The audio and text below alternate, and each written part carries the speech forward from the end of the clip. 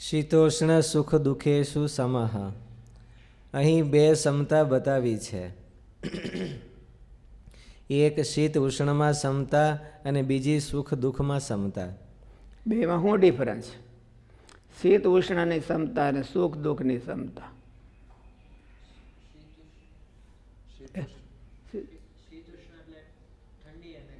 ગરમી, હા, hot and cold. શું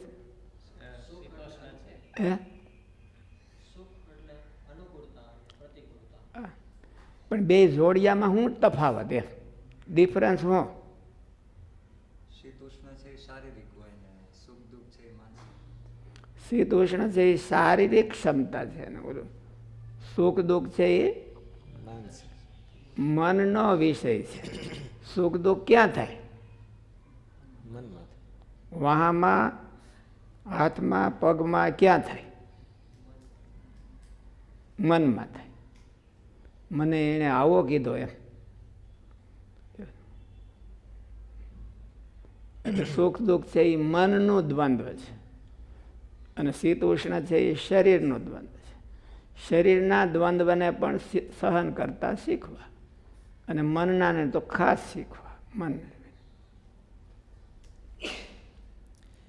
અહીં બે સમતા બતાવી છે. દ્વંદ્વ વિઘાત થવો જોઈએ. દ્વંદ્વ જ્યાં સુધી હોય ત્યાં સુધી માણસ છે એ જગતમાં હેલા ખાતો રહે, ધક્કા ખાતો. આની કોઈ ધક્કો મારતો ઓલી કરવી જાય, ઓલી કરી ધક્કો મારતો ઓલી કરવી જાય. એમાં નો ધક્કો લાગે તો એ આગળ જાય અને આના ધક્કા લાગે તો એમાં ને એમાં હેલા ખાતો રહે. શીતોષ્ણમાં સમતા હોય તો કેવું થાય? હે શીતોષ્ણની સમતા હોય શારીરિક સમતા તો તમે એને ભાઈ સરળ સાબી છે એ બધી ખરેખરની ઠંડી પડી હોય ને બે વચ્ચે એક ગોદડું હોય તો બાંધો નહીં, એ સમતા કહેવાય.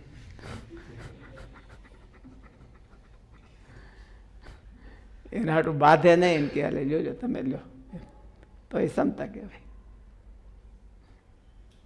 જે બે આખડી પડે તો સમતા સમતા ન કહેવાય. અને ડિસ્ટર્બન્સ એ ડિસ્ટર્બ તો થઈ જાય. ડિસ્ટર્બ સવારના પ્રોગ્રામને ડિસ્ટર્બ થઈ જાય, રાતે ઊંઘ ન આવે તો એમ એમ ને એ બરાબર. એમ અગાઉથી બીજું આપણે લઈને એને દઈ આવવું પેલું તો પછી ડિસ્ટર્બન્સ એને ન થાય ને એની સમય કહેવાય. શીતોષ્ણ સમ કહેવાય ને. એક ગોતી આવવાનું બીજું અને હાલ્યો કે એને સારું દઈ આવવાનું. આપણે કે પહેલાં તમે ઓઢો પહેલાં અને પછી હું ઓઢવાનો છું.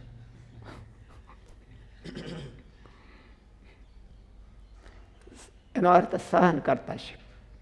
દૈહિક ભાવ છે એ બધાય ધીરે ધીરે ધીરે ડિસ્ટર્બ ન થાય એવી રીતે સહન કરતા શીખવું. સુખ દુઃખ માન અપમાન છે એ કેળવવાની ટ્રાય કરવાની છે કે નિષ્કામ ભાવ નિષ્કામ સેવા કરીએ એટલે ઓટોમેટિક આવી જાય? કંઈ સમજાણું નહીં. નિષ્કામ સેવા કરી અસમતા છે એ એને મેળે આવી જાય કે આને કેળવવી પડે? કેળવવું જ પડે ને, મેળે તો ન આવી જાય. પોતાને કેળવવું પડે ને. સુખ દુઃખ છે, સુખમાં દુઃખમાં બેમાં સમતા એ તો કેળવવી જ પડે ને. કંઈ એની મેળે તો ન આવી જાય. બાય પ્રોડક્ટ કીધી છે, હે એમ કીધું કે આ બાય પ્રોડક્ટ છે એટલે તો ઓટોમેટિક. ભાઈ સમતા નિષ્કામ સેવાયોગ જો કરે બરાબર તો એની બાય પ્રોડક્ટ છે એ આવી જાય ઓટોમેટિક. ઓટોમેટિક આવી જાય પણ એ કેળવાય જ જાય ઓટોમેટિક. એમને એમ કાંઈ નિષ્કામ કર્મયોગ કંઈ નથી દીધો કે થઈ જાય બધાયથી. એ આ બધી હારવાર ડેવલપ ઓટોમેટિક થતા જાય ત્યારે થતું જાય. એમને કંઈ કોઈ બધા નિષ્કામ કર્મયોગ મને સોલો ચડ્યો તો હું કરી લઉં એવું ન હોય. ઘડીક સોલો ચડે ને ઘડીક ઉતરી જાય તો એમ કાંઈ નિષ્કામ કર્મયોગ ન થઈ જાય. આ તો આખી જિંદગી હોડમાં મૂકવાની વાત છે. એટલે ત્યારે એ નિષ્કામ કર્મયોગ થાય અને નિષ્કામ કર્મયોગ પૂરો થાય પછી આ બધા ગુણો ઉગાવો લે. એમ તો આજ મેં આદરો ને બધા હું વાટ જોઈને બેહું કે બોલો ગુણ આવ્યા નહીં મારામાં, એમ તો ન થાય કાંઈ.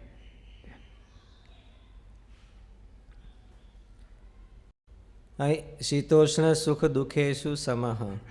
અહીં બે સમતા બતાવી છે. એક શીત ઉષ્ણમાં સમતા અને બીજી સુખ દુઃખમાં સમતા. શીતોષ્ણનો અર્થ શરદી ગરમી થાય છે.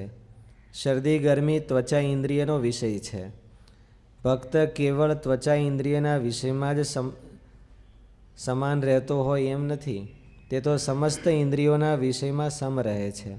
આથી અહીં શીતોષ્ણ એ સમસ્ત ઇન્દ્રિયોના વિષયોમાં અનુકૂળ પ્રતિકૂળ વિષયો, સારા નરસા વિષયોનો વાચક માનવાનો છે.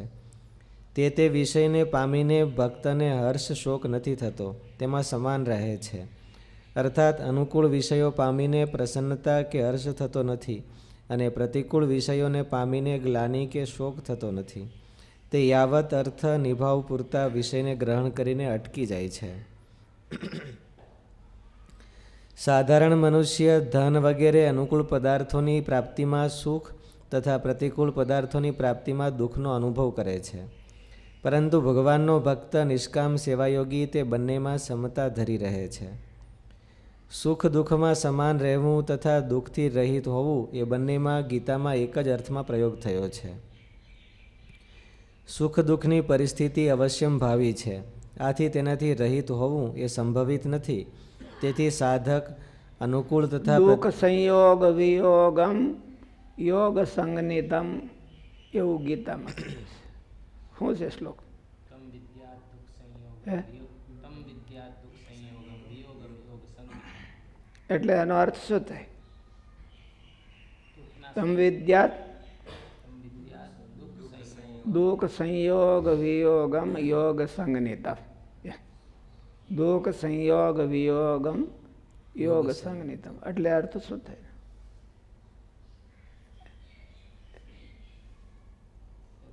દુઃખનો જે સંયોગ ફીલ થાય છે એ ન થાય. દુઃખ જેને સ્પર્શ ન કરે એને યોગી જાણવો, એને નિષ્કામ સેવા યોગી જાણવો.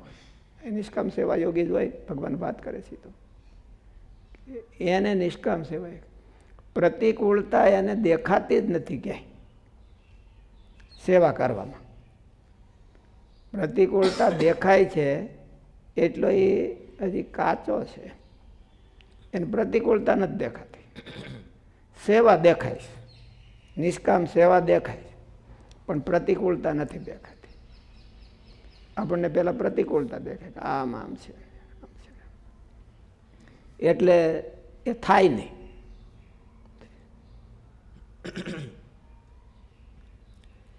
સાધારણ મનુષ્ય ધન વગેરે અનુકૂળ પદાર્થોની પ્રાપ્તિમાં સુખ તથા પ્રતિકૂળ પદાર્થોની પ્રાપ્તિમાં દુઃખનો અનુભવ કરે છે. પરંતુ ભગવાનનો ભક્ત નિષ્કામ સેવાયોગી તે બંનેમાં સમતા ધરી રહે છે. સુખ દુઃખમાં સમાન રહેવું તથા વેપારી હોય અને એને સિઝન હોય તો બહુ કસ્ટમર આવ્યા હોય તો સાંજ સુધી એને જમવાનું યાદ આવે તો એને ભૂખ નહોતી લાગી તો એને કંઈ પેટમાં ફીલ નહીં થતું હોય તો પછી કેમ રહેતો હોય છે? એની ઉપર નજર જ હે? એની ઉપર નજર નથી, એની નજર તો વેપાર ઉપર છે. ના ના, એવું ન હોય. એની નજર તો હોય પણ એના કરતાં એને રસ ઓલા પૈસામાં વધારે આવે ને એટલે ઓલો રસ ગૌણ થઈ જાય. હવે આપણને નિષ્કામ સેવામાં રસ હોય કે પછી આમાં સુખ દુઃખમાં રસ હોય? આપણને કોઈક વખાણ કરે એમાં રસ હોય કે નિષ્કામ સેવામાં રસ હોય? ઓલામાં વધારે રસ હોય એટલે ઓલો ભૂલાઈ જાય. નકર કંઈ એને ભૂખ ન લાગે ને આને બીજા બધાને લાગે ને આને ન લાગે એવું હોય? એને પેશાબ કરવા ન જવું પડે ને આને બીજાને બધાને જવું પડે. કાંઈ ન જવું હોય તોય જવું પડે ને આને ન જવું પડે એવું હોય? પણ બધી ઉર્મીઓ ભૂલી જાય કે ન ભૂલી જાય? હાંજ સુધી પેશાબ બધે દબાવી રાખે, ભૂખ તો દબાવી રાખે. એટલે એમ એને એક ઠેકાણે કરતાં બીજે ઠેકાણે રસ વધારે છે. આપણને રસ ન હોય અને આ તો બધા માનના વિષય છે. આના વખાણ થાય છે ને એટલે આપણને એમ થાય કે હું લઈ લઉં. આ રહ નથી, આપણને રસ નથી એનો.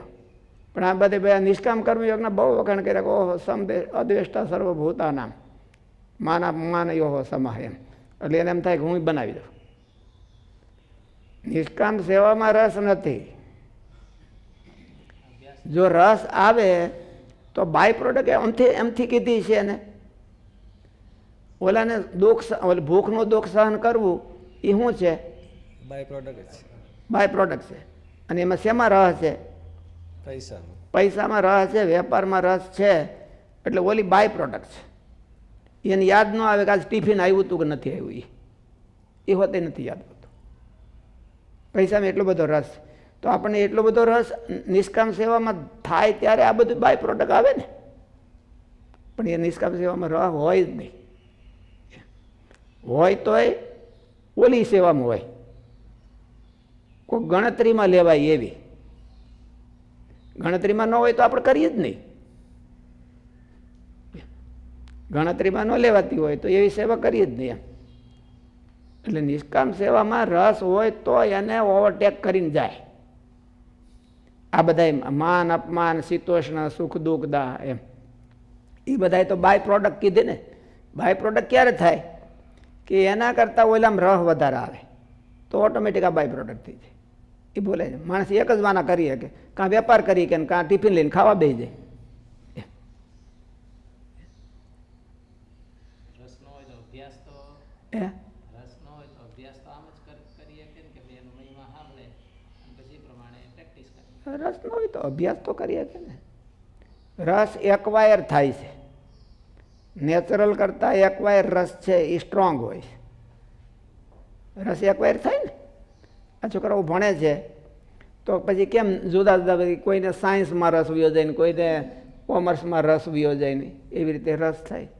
તો એને એકવાયર જ કર્યો છે. અને ધીરે ધીરે વર્ષો વરી 15 વર્ષ થાય તો તેને કેટલો બધો રસ એકવાયર કરી લીધો હોય.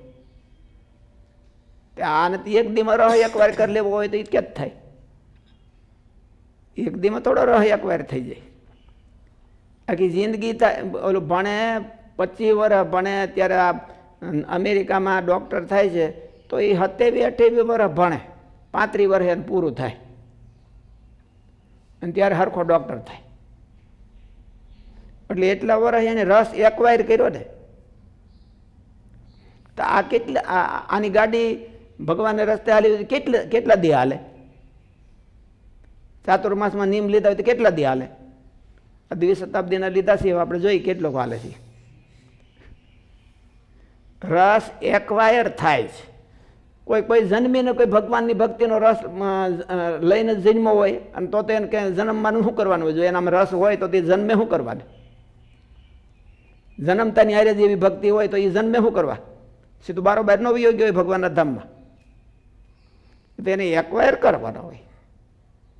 અને એકવાયર કરે તો પછી એને કોઈ ઓલું ન કરી શકે. એટલે રસ છે એ આને ઓવરટેક કરે છે. આ બધાય પ્રાકૃતિક ભાવો છે. શત્રુ અને મિત્ર એમાં અપ ડાઉન, માન અને અપમાન એમાં અપ ને ડાઉન, એ બધાય પ્રાકૃતિક ભાવો છે. પ્રાકૃતિક ભાવોમાં આપણને રસ છે એટલે એ આપણને હામાં આવે છે. આપણને એનાથી વધારે ક્યાંય રસ આવ્યો નથી હજી. એનાથી વધારે રસ જો ભગવાનની સેવામાં આવે તો ઓલા ઓટોમેટિક બાય પ્રોડક્ટ થઈ જાય. એમાં કંઈ એને કરવું ન પડે, એને મેનેજ ન કરવા પડે, ઓટોમેટિક મેનેજ થઈ જાય. એટલે ભગવાને એ કીધું એ તો ધર્મ્યામૃતમિદમ યથોક્તમ પર્યુપાસતે. આને અમૃત કીધું છે ભગવાને. આ અધ્યાય 12મો અધ્યાય છે એ અમૃતનો અધ્યાય છે. અમૃત ક્યું હે? રહ આવે એ રહ આવે એમાં જ અમૃતનો ભાવ થાય ને. આમ અમૃતનું ફિલિંગ થાય કે કારેલા ભાવતા ન હોય ને પછી કર્યા હોય તો પછી એ ભાઈ સામે એના લોટ બોટ કાંઈ ન નાખ્યું હોય પછી એને કે લ્યો અમૃત ખાઓ. એ તો ધર્મા મૃતમ ઇદમ યથોક્તમ પર્યુપાસતે. એટલે આપણે એનો ઉપાસના કરીએ છીએ પણ યથોક્તમ પર્યુપાસતે. એવું ભગવાન છે, ભૂલે એવા નથી. બહુ વાંકા છે, આમ ઊભા હોય તો હરખા નથી ઊભા હોતા.